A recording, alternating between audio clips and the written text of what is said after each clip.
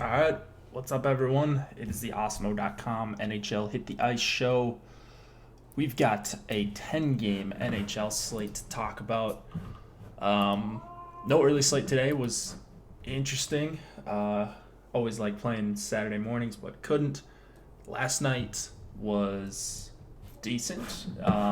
Had a few chances at the $8, so that would have been real nice to compete, but ended up getting a couple spots in the top 10, so can't really complain there.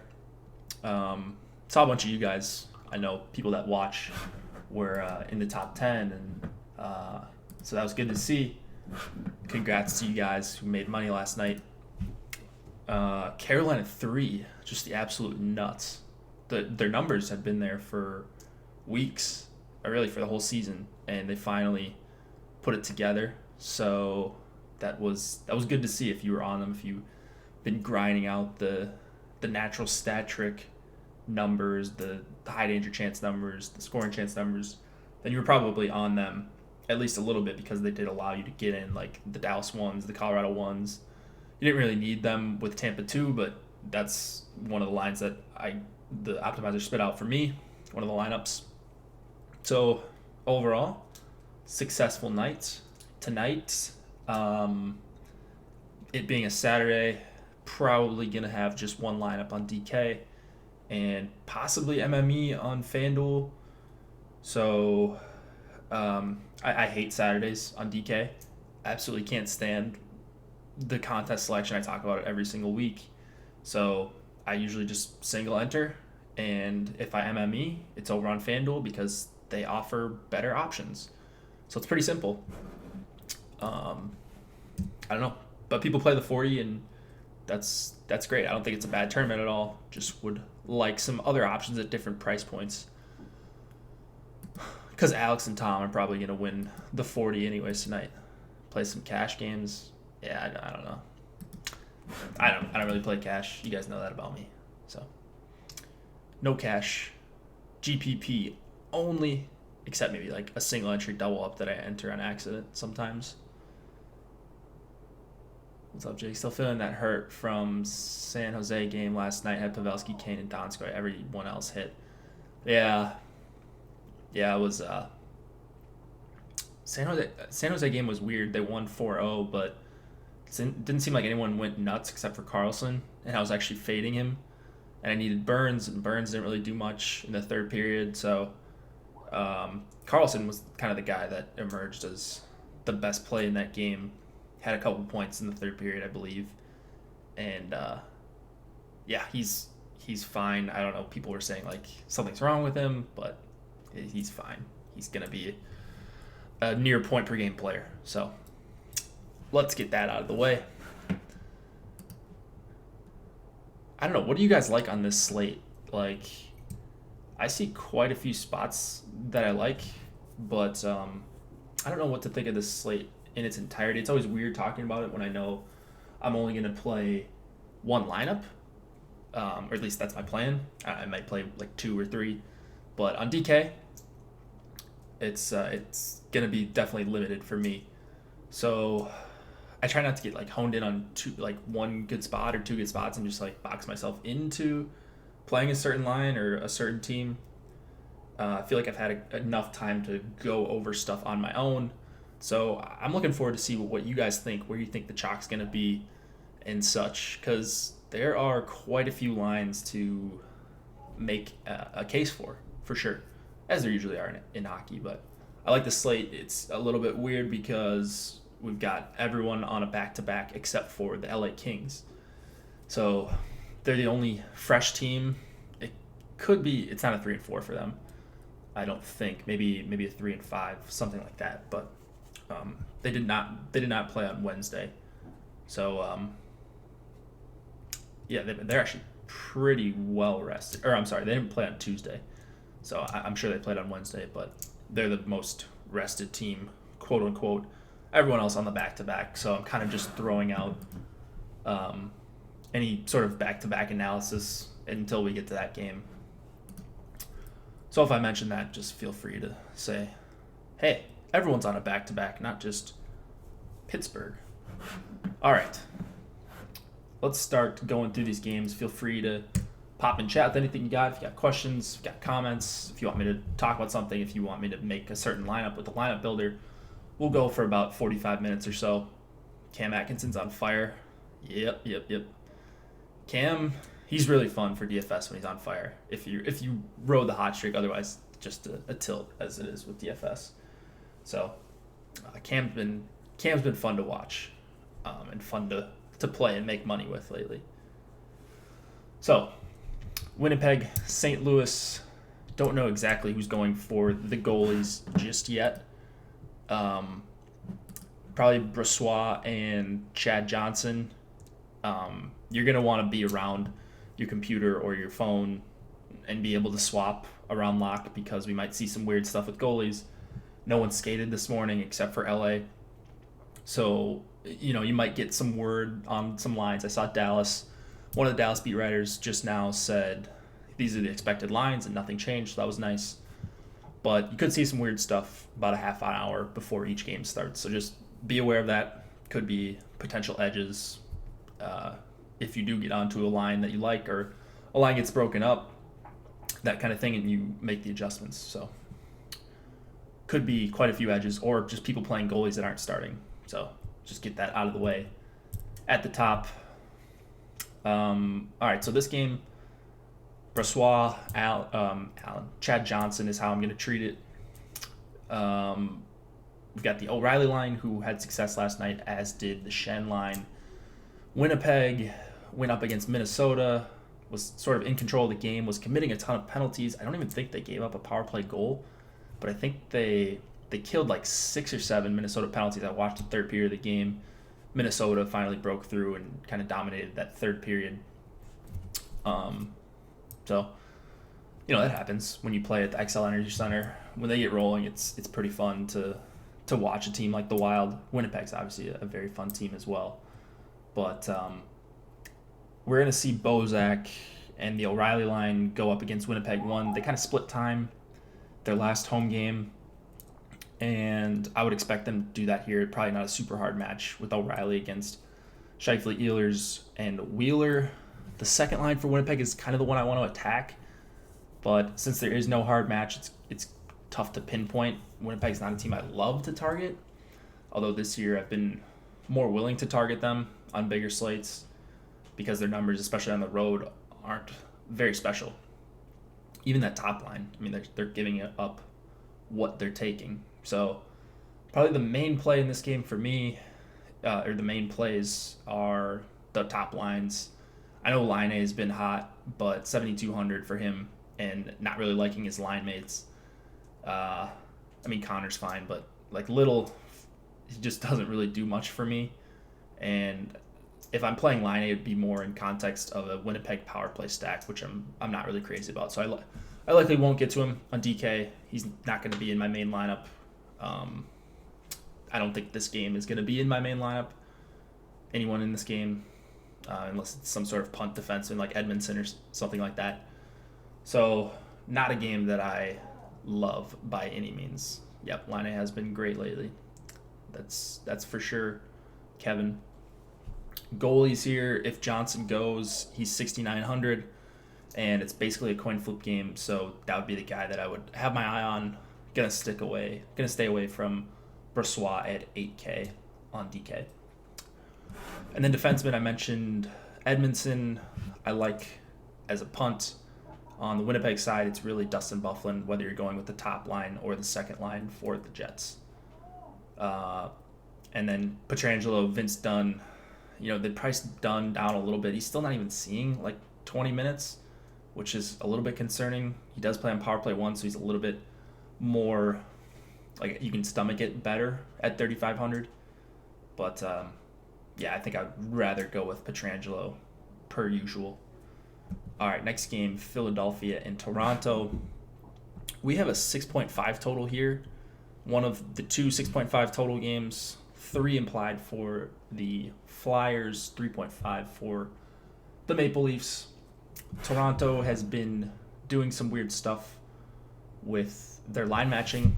Not weird, but last year they matched Kadri at home against top competition, This year, they've switched it around. Matthews has been out, and Steve made a good point about you don't want to match Kadri against opposing top competition at home because it takes away ice time from Tavares and Matthews. So that obviously makes sense. But now with no Matthews, they're still not really matching Kadri up against opposing top competition. So it's going to be Tavares against Philadelphia 1. Not a super hard match or anything, but I do like the Tavares line quite a bit here. Tavares and Marner especially. Hyman at 4,500, he's getting up there a little bit, so it's not a great value. But like when he's under 4K, that's when I like to include him in the stacks. So he'd be the guy I'd lead off. Wouldn't want to leave off Marner or Tavares if I'm stacking Toronto 1, which is only the most obvious thing in the world. I think Toronto 2 is going to see some decent ownership here. They're cheap. They all get power play time. They're going to get the better of the matchups against Patrick, Voracek, and whether it's Dale Weiss or whoever's on that second line. And then they're also going to see some of the Wheel, Van Riemsdyk, and Wayne Simmons line. Kapanen? Yeah, Kapanen's a perfectly fine play, especially if you're stacking. I do like the Toronto second line, but I don't think I'm going to like them as much as the public. I haven't looked at FanDuel pricing yet, but I'm sure I'm going to have some exposure if I do end up multi-entering over there. Because it is a good even strength matchup. I don't think there's any doubt about that. I do like the third line quite a bit for Philadelphia. On DK, I think they're probably going to be a better value. I don't know what the pricing is on FanDuel just yet, but Wheel at 2,900, Van Riemsdyk just 51, and then Wayne Simmons for 4,600. These guys are all getting power play time as well. Should be a pretty high event game. Healthy total for the Flyers. Garrett Spark in net for Toronto.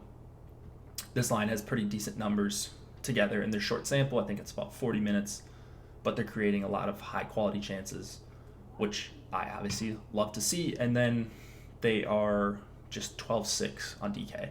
So if you're stacking up Colorado 1, if you're stacking up Dallas 1, or if you're stacking up any of these expensive lines, even the other side on the like the Tavares line or something, or you're power play stacking the Leafs, this would be a possible game stack that I like. I don't know if they're going to make my top lineup on DK, but they're definitely in the conversation, which is crazy on a 10-game slate to consider a third line, but these aren't really third-line players, Van Riemsdyk and Wayne Simmons. Defenseman here, Morgan Riley is just so expensive for 6,600. We do have Brent Burns on the slate. We do have Erik Karlsson on the slate. So I'm probably going to pass on Morgan Riley. Whoever it is in net on the Flyers, whether it's Alex Lyon or I think they called up Stolarz, it doesn't really matter. $6,700 goalie and going to see a ton of shots. You can make the case. I'm not going to make the case. I don't really like targeting goalies against the Leafs when they're at home here, so I will pass there. I'd either get up to like a Budai, who's a few $100 more expensive. I'll find the extra room here. Gostisbehere's fine for 5,600 if you're going to the top line, but I actually like Provorov for 4,800 to save a few dollars, and he does correlate better to that third line, which I like. Boston and Montreal, we have Tuukka Rask going up against Carey Price. Both goalies confirmed here. We kind of know how the matchups are going to go, which I like, so this game is going to be pretty simple to talk about. We're going to see Montreal 1 go up against Boston 1, as you see on the screen there. Danault, Tatar, Gallagher, they've just been so good together at even strength. It's kind of ridiculous. I say it all the time, but you wouldn't expect them to have these great numbers, but they do. And it's we're 20-some games in, and it looks like they're for real. They all get power play time. They're going to see Marchand and Pasternak with Forsbacka, Karlsson. This Boston 1 line gave up 22 shot attempts, 8 scoring chances, only one high danger chance, but a bunch of shots and scoring chances against Pittsburgh last night. They were hard matched on the Crosby line. They did get worked pretty good as far as shot attempt differential. They're just much higher event without Bergeron, much worse defensively Bergeron, one of the best two-way players in the entire league, so it does make sense. You can't just pop in JFK and, not give up anything. They're going to give it up defensively. Boston's still pretty banged up all around. I keep getting Brossoit at goalie when I run through Excel. Using my projections or using fantasy crunchers? I mean, Brossoit is going to have a decent projection, but he's pretty expensive. Maybe you're just running too cheap of stacks or something like that, or you need to bump him down as far as value. Or maybe you have goalies valued too high. I'm not exactly sure. My projections? He does have a good high danger save percentage, but he's going to get bumped down a little bit. He's going to get bumped down. Because I think I have him as one of the higher projected goalies. But, I don't know, goalie is pretty tough today, especially because we don't know who's playing just yet for most teams. So I really like Montreal 1 in this game. That's my main target. Kind of off Boston 1. They are affordable with Forsberg, Carlson, and Pastrnak and Marchand are awesome. So there's a case to be made. But I do really like the second line for Boston. Krejci, Heinen, and DeBrusk, super cheap on DK, assuming they're very cheap on FanDuel as well. And then they're going to get the Domi, Drouin, Shaw line, which is atrocious defensively, a line that I want to actively target. So Boston 2, more of an MME play, but that's a line that I'm going to have a bunch of over on FanDuel if I can get to there or find the time to after I'm done with this. All right, so not much else in this game. Petrie is the guy I really want to hammer in MME. 5K, I think is a fair price, playing a ton of minutes, attempting a lot of shots, and I prefer him a ton more than Torrey Krug. So Montreal 1 plus Petrie is my main play, and then Schlemko, not a bad punt at just 3K and getting power play time. Next game, Buffalo and Detroit.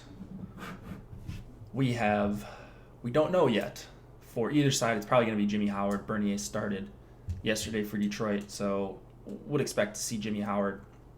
Keep an eye on it if you're considering playing goalies in this game. Howard 7,300 is the option that I would rather go to than Hutton or Allmark, whoever it is. Jones in net tonight, yeah. What's up, Nihas? How you doing, dude?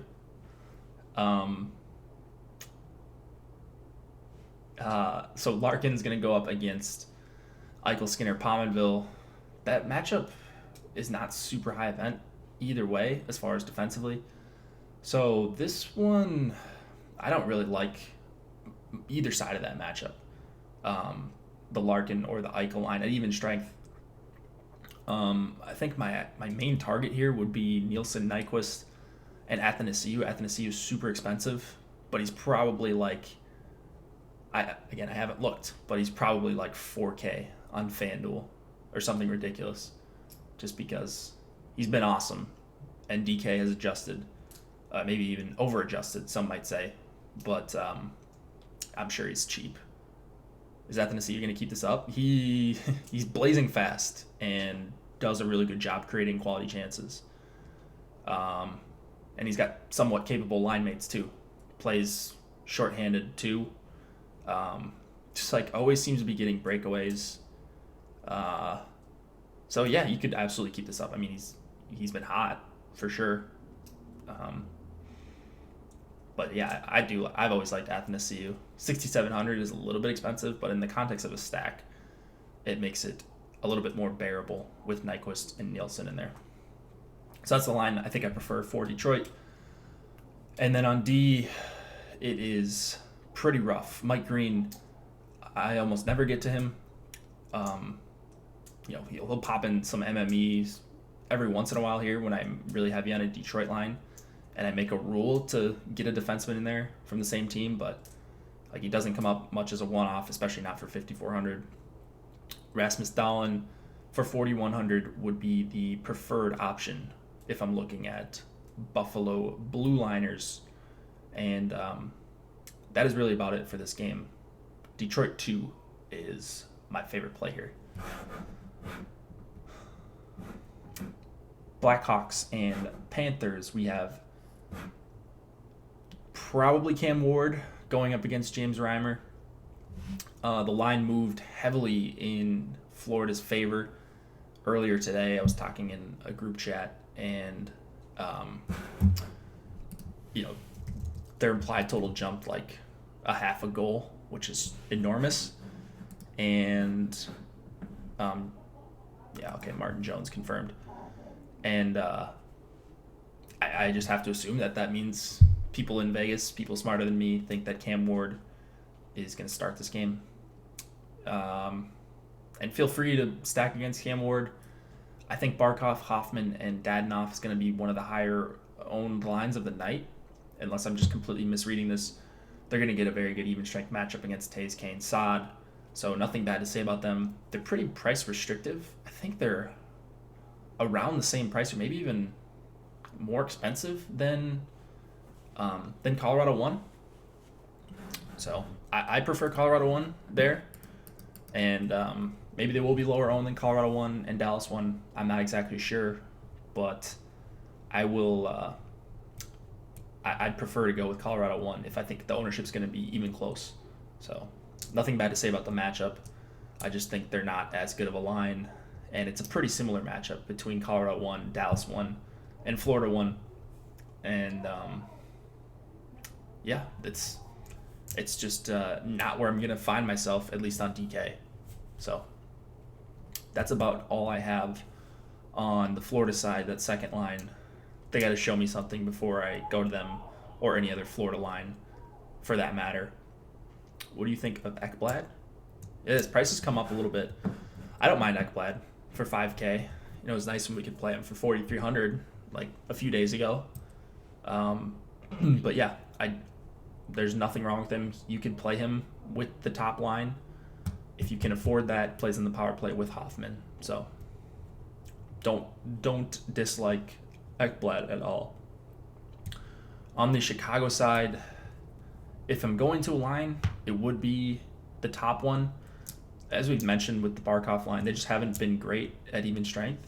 They've been leaky defensively, more leaky than they were last year. And Taves, Kane, and Saad are pretty cheap as a whole. So that'd be the line I'd go to. Just probably going to stick with the top lines here.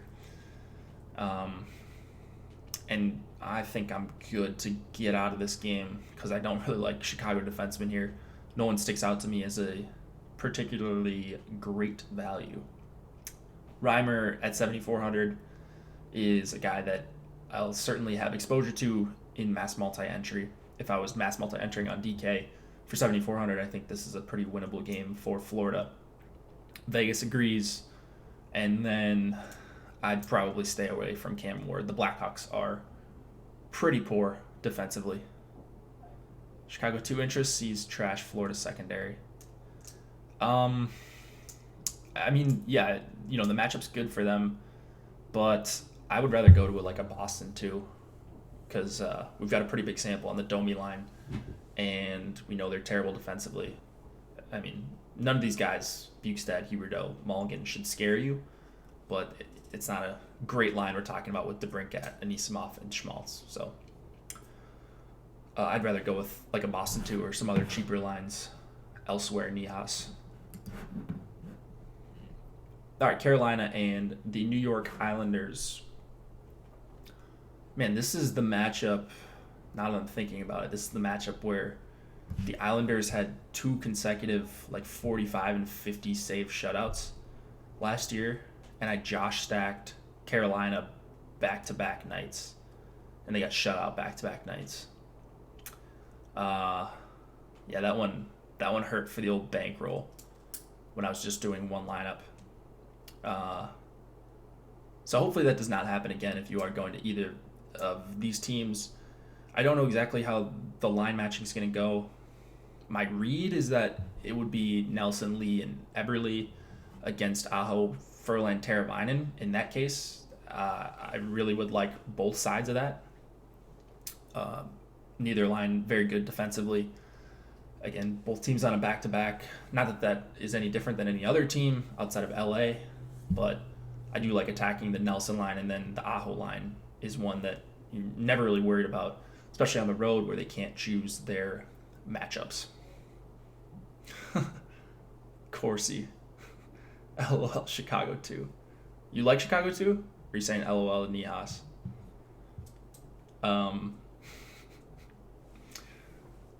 So in this game, those would be my two main targets. I think the Barzell, Beauvillier, and Bailey line sees some time against kind of everyone. At least this is my read. And so I'd rather stick to Nelson with Eberle and Lee together. When Eberle and Lee are together, I wish they had Barzell centering them, but Nelson is capable. So he's not a guy that I'm just going to cross off because he's centering two good players.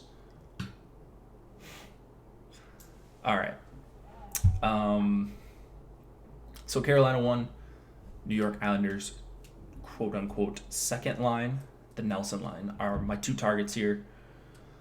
And then, do I even need to mention Dougie Hamilton? You guys know he comes up very highly for me in my projections. He's attempting a ton of shots. The only bad part about him is that he's not listed on the top power play. And it doesn't honestly really matter to me, especially when he's going to be cheaper than Justin Falk.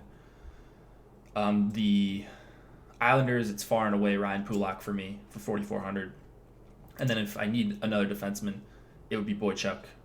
Letty would be my third guy, I suppose.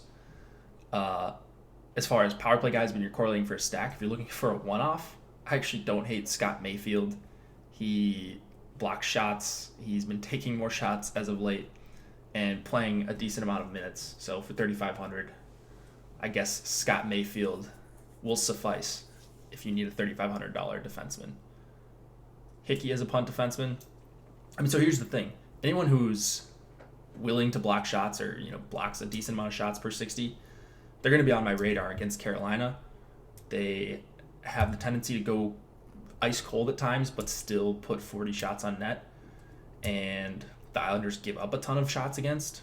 Actually, not a ton of high danger chances compared to where they were last year, especially the second half of last year. So I don't think the Islanders are that terrible defensively from a quality chances standpoint.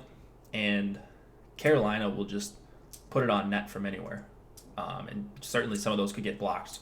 So that's why I think it's okay to go with Mayfield. Pulock would be the guy I really want to get to, but like the secondary guys, Boychuk, Mayfield, Letty is whatever. But even Hickey for 2,900. These guys are all okay against Carolina as far as floor plays. Pulock is your ceiling play here. Carolina 3, we're going back to the well after the Martinook hat trick. You absolutely could. It'd probably be chasing points a little bit, but their numbers are ridiculous at even strength. Svechnikov and Walmart both get power play time as well. So, yeah, I could certainly see it. They're going to be a line that I will at least keep in my player pool on FanDuel, assuming they're very cheap over there. But it would be Carolina 1, then Carolina 3, then Carolina 2. That would be my power rankings for Carolina lines tonight. And then very clearly the Nelson line for the Islanders. All right, let's go to the next game. Another 6.5 total. Columbus and Pittsburgh. Let me find this game on my other screen here. All right. The chasiest play. Yeah, it's probably pretty chasey. I mean, how often is a third line going to get there? Right? Not very often on a 10-game slate. And it's not like you can fit Colorado 1 with good second lines and even some first lines. So if you're going there or if you're going to like Toronto power play stack, you can fit other lines that are decent in there. It's not like Colorado 1 is 23K and in the nut spot and you need to dip down to a third line. So I don't really think the slate calls for Carolina 3, but they're okay. Certainly they could do it again here, I suppose. They do have 3 capable lines. That is very true. All right. We've got Columbus and Pittsburgh. Does anybody know if it's going to be Bobrovsky or Korpisalo. I would assume it's going to be Korpisalo. Bobrovsky went last night. So let's just say Korpisalo versus Casey DeSmith. Tristan Yari went last night. As far as matchups go here, well, first of all, I heard there was something going on with Hornquist. Let's see here. I actually don't know what's going on, but I thought he was hurt for some reason. Yeah, he's questionable. Okay. Hornquist questionable. We're not going to know until right before lock whether or not he's playing. So don't expect any news, prior to. Oh yeah, no update on him, but they recall the forward. Yeah, so it definitely is a true questionable then.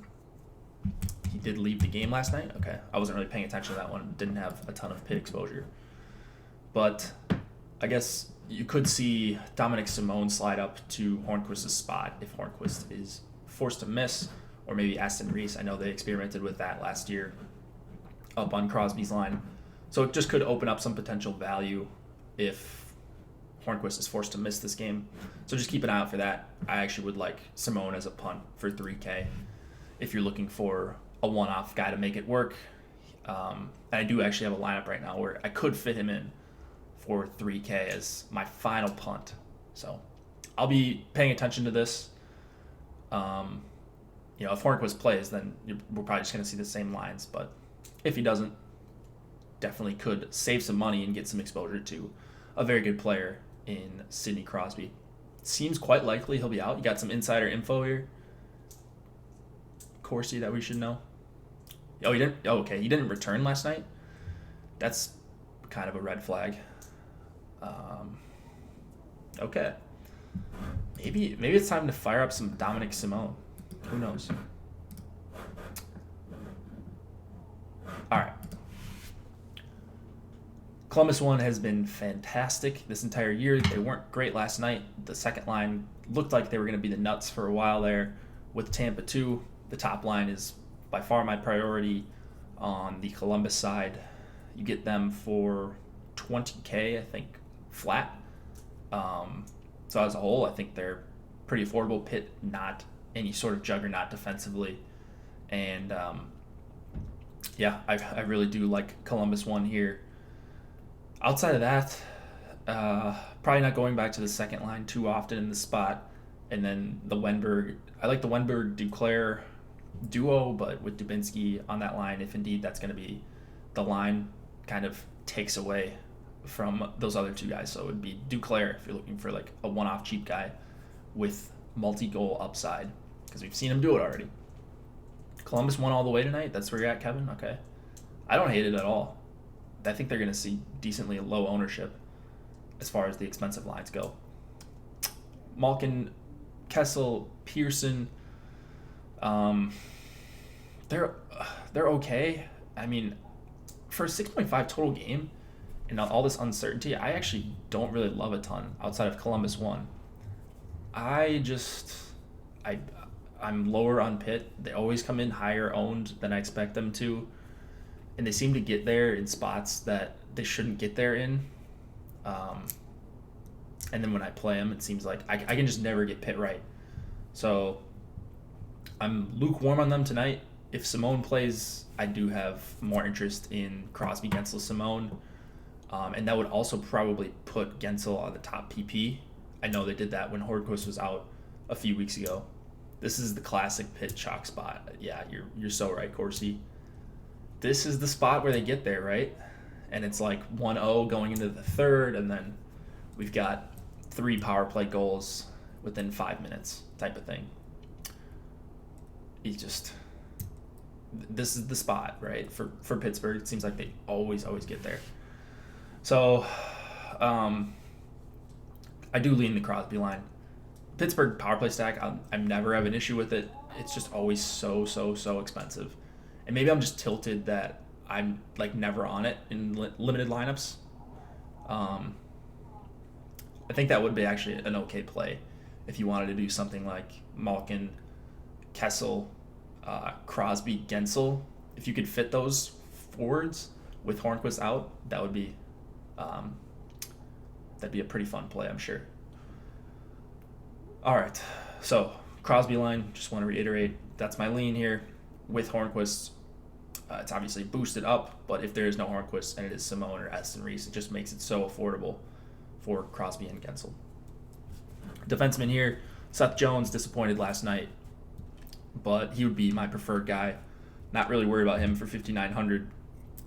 And then on the Pittsburgh side, I like Letang, but again, just it seems like Pittsburgh is always 15 to 20% higher priced than they should be as far as my model, so they just never come up. It's always scary fading them, especially in a 6.5 total, but I'm going to be lower on most of these players in MME, and that's just, I can only tell you what I'm doing, right? So that's what I plan to do. I don't really love any of these other punts on the Pittsburgh side for defensemen. Dallas and Colorado. This is my game here. We have Anton Khudobin going again on back-to-back days. Philip Grubauer started yesterday for the Avs, so it's going to be Varlamov going for Colorado at home. We're going to see, most likely, McKinnon versus Sagan, and it should be super high event both ways. The McKinnon line gave up 4 high danger chances at even strength against Washington, 1 in their last home game. They're super leaky defensively. They play 1 million minutes. They double shift all the time. It is crazy how many minutes they're playing, and then they play a power play basically the whole time too. So you've just got so much to like with that Colorado top line, even if it's not a perfect matchup. Why such a low Vegas line? I don't know. But it's good for me because I'm going to have something in this game in my main lineup on DK, and I might have both sides. There's builds that I've been playing around with, hand building, where you can get like 5 of the top 6 guys. So there's 6 main forwards here, right? Ben, Sagan, Radulov, Landeskog, McKinnon, Rantanen, and you get 5 of those 6 in there, and then you just kind of punt everywhere else. So that's a build that I'm experimenting with. On the Dallas side, the power play matchup is awesome as far as opportunities. Colorado is amongst the league lead in time shorthanded. They're only behind Vancouver, but they've played 3 less games than Vancouver. So they just commit a bunch of penalties. Haven't looked at the refs, so if you guys have looked at the refs for this game, maybe that's even a little bit more of a boost. I actually don't know that Andrew Ghetto is going to be on a top power play. It's been Colin Wilson, so he's actually a guy that I don't mind for 3,200. If you can't fit in McKinnon, Rantanen, or Landeskog, or if you want to do the 5-man power play stack, something like that, be my guest, because I definitely like that spot a lot. But I'm assuming these two are going up against each other, these 2 lines, and I like that spot for both sides. These 2 lines grade out as 2 of the best for me in the entire NHL, as they do for most people, and really not worried about either one's shut down role here. So, love Dallas 1, love Colorado 1. Gonna get some exposure to this game in my main lineup. And that's just how it's going to go. So Heiskanen did play on the top line, or the top power play yesterday. They started out with Bayreuther, who was super cheap. He's super cheap again. I think he's still in play as a punt. But Heiskanen down at 3,400. I'm just assuming he's going to play on the top power play, so he's going to be the guy I prefer. 3,400 is great value, especially with Colorado committing so many penalties this season. And then Tyson Barrie will be the guy you want to get to with Colorado 1 if you are going there. If you're not, Eric Johnson and Sam Girard have actually been playing a ton with the McKinnon line at even strength. So either of those 2 guys are fine correlation plays with Colorado 1 if you are going that route and can't fit Tyson Barrie. I think Barrie's on a 5 or 6 point game point streak. Could be. I don't know. I don't really pay attention to to point streaks. I want to see the shot attempts. I want to see the chances that they're creating. The points will come at some point. Hopefully in bunches for DFS purposes. All right, so that's all I got in this game. Love Dallas 1, love Colorado 1, 2 of my top 3 or 4 lines on the night. So there are ways to mostly jam them both in. So I'm definitely going to experiment with that. All right, Sharks and the Vegas Golden Knights. Martin Jones going up against Marc-Andre Fleury. Fleury starting again after the shutout yesterday, I believe against the Flames. So he'll get the nod. Gets like a day and a half of rest, or a little bit less. So maybe he's a little more fresh than some of these other guys, but still a back-to-back for Vegas. So we've got a super cheap Vegas one line here. Smith, Carlson, and Marchessault. They just keep getting priced down. Their numbers aren't bad or anything. So I don't know why they're... I guess their results have probably been not great. But this is a certainly beatable matchup, especially if they're going to see time against Pavelski, Kane, and Donskoy. That line is great offensively, bad defensively, or I guess we could just call them high event both ways. They give up what they take, and I don't know exactly what Vegas is going to do. They usually don't hard match, but they're going to see time against the top 6. I think they can win the matchup against the Couture, Hurdle, and Timo Meier line as well, if they spend a lot of time against them. So Vegas 1 is my main target here. The second line, I know people have been on them. Eakin, I always talk bad about him. He's 4,200 and centering Pacioretty and Tuck. That's a pretty good spot to be, even if you're Cody Eakin. He is listed on that second power play. That's not the reason I like the Vegas 2 stack, but I think it is okay if you want to pay down. Actually, they're probably like this close to the same price as Vegas 1, maybe like $1,000 cheaper now that I'm looking at it.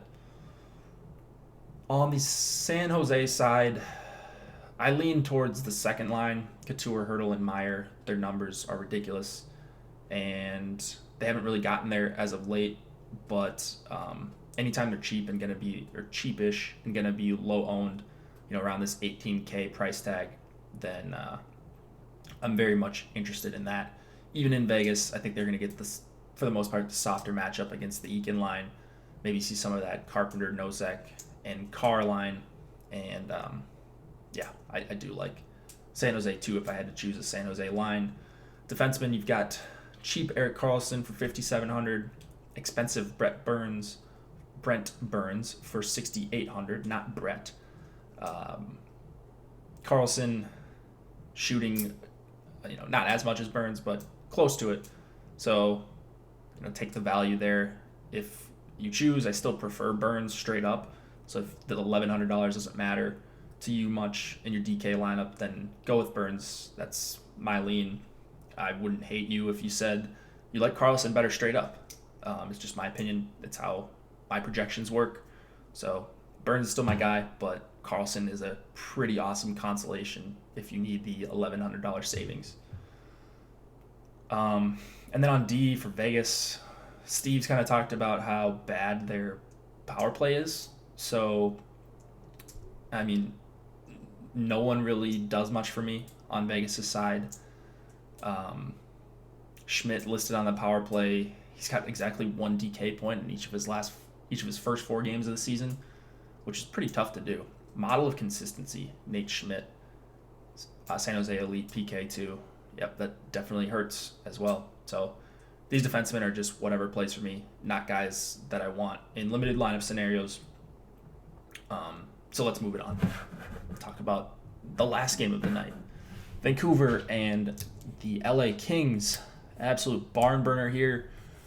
Anders Nilsson went last night for Vancouver, so likely we see Jacob Markstrom, and then could be Calvin Peterson again for the Kings. Peterson has been very, very good for the most part.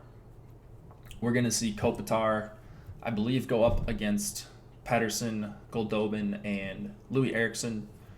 I'm actually not that scared of the Kopitar line. Their numbers have been pretty poor this season, so Pettersson, Goldobin, and Eriksson are pretty cheap as a trio. That would be a line. That would be the Vancouver line I like here. Kings did skate this morning, and they had Austin Wagner with Carter and Toffoli, so that is correct what you see on the screen. Kovalchuk off that line does hurt it, I think, a little bit from an offensive standpoint. I don't know much about Wagner. He's min salary and playing on the second line, at least to start out with. I never know what the Kings are doing with their lines, so I'm not going to act like I know that he's going to stay there. But he is 2,500 playing with Jeff Carter and Tyler Toffoli, so there's something to be said for that. The stack as a whole is $11,000 on DK, which is crazy. And it includes Toffoli and Carter. So if you use my projections, if you're MMEing or 20 maxing on DK, if you don't want LA2, you're going to have to downplay the projection because they're going to come up as values. Toffoli and Carter, anytime they're 4,500 and 4K, they're going to come up as values just because, like, dollar per what's the way, like, point per minute. They're very good plays at these prices. It's just ridiculous. So Toffoli might see 9 minutes in this game. Happens like once every 10 games, it seems like. But 4K is just a ridiculous price for a player as talented as he is and playing with Jeff Carter. It's not like he's playing with Hagelin and Nate Thompson. Vancouver has trouble with physical teams with that Pettersson line. That makes sense. Pettersson's pretty slender.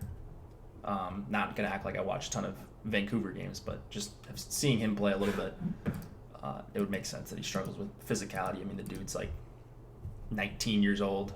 So, chalk team's been sitting at home eating for days seems like a potentially poor idea. That's a good narrative. I like that. They've been eating for days. All right. We've got some very bad defensemen here in this game. Hutton would be the guy I would go to, especially if you're stacking the Pettersson line on Vancouver's side. And then Doughty, his price has gone up a little bit, but 4,700 is still a pretty solid value for Doughty if you're going to LA1 or LA2 for that matter.